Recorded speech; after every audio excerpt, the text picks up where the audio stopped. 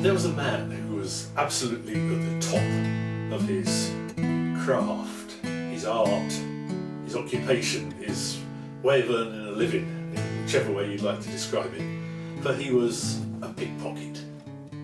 He was absolutely brilliant at picking pockets. He'd have the money out your back pocket with no problem at all. Your wallet could disappear, you'd have your wristwatch. If you were a woman, you'd have your necklace, your earrings, all those things. They could disappear without you knowing he'd been anywhere near you at all. He'd have your belt and braces and you wouldn't know anything about it until your trousers fell down. By that time he'd be long gone. So he was very, very good at his chosen occupation. Well, even pickpockets have days off. And one day he was just walking through the town, walking up the high street. He wasn't working, he was just walking along, when coming towards him, the opposite direction, he just saw a young woman. She wasn't the most beautiful young woman he'd ever seen, but there was just something about her that really caught his attention. And as they got closer, their eyes met, and just in that quick instant, a tremendous, great long conversation took place. I don't know whether you've ever had that experience. It all flashes through your mind, in other circumstances, in other times, other places, there could be some connection there. Anyway, she just walked on by and he carried on going.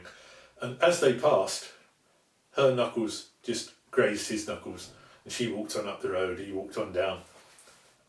Just a few steps and then he stopped and went. Sure enough, his wallet was gone. And he smiled to himself and he said, "She's good." And he turned round and followed after her up the road. Didn't take him long to catch her up because she was standing there waiting for him, and she handed him his wallet back. She said, "If I'd really wanted to steal your wallet, you wouldn't have seen me at all, you wouldn't have noticed me, let alone wouldn't we have had that conversation eye to eye, and I wouldn't have let you touch my knuckles, etc." And she explained that she was a pickpocket as well, and she'd heard about him, and she just thought it might be a good idea if they went into partnership. And they did. And they found that by working as a duo, they could make a much better living than each of them did individually. And what started off as a business partnership developed into a friendship and a romantic partnership, and they finished up by getting married and having a little baby. And when the baby was born, they did a quick check, and it had one head, 2 arms, 2 legs. It was all fine, good. And they hoped that it would have inherited the gene for being a champion pickpocket. But there was only one concern. The baby was there with its arm across its chest, its fist tightly closed. And whatever they did, it didn't seem to want to move. It perhaps moved its arm a tiny bit, but definitely wouldn't undo its fist. They tried tickling it, massaging it, rubbing it, tried prizing its fingers open, but they couldn't do anything. It lay there like that the whole time, perfectly happy, everything else, but didn't want to move its wrist, its arm. And so they took it to see various doctors, wise men, wise women, white witches, whatever. And they all did very much the same thing, bit of massage, bit of tickling, bit of hot oil, bit of cold ice perhaps, anything to make it shock. But no, couldn't move the baby's arm, wouldn't open its hand. And so they gave up. They thought, well, perhaps it's not going to be a champion pickpocket, perhaps he'll have to think of a different way of making a living. But then they heard about another woman down in London who was supposed to be a really, really clever healer.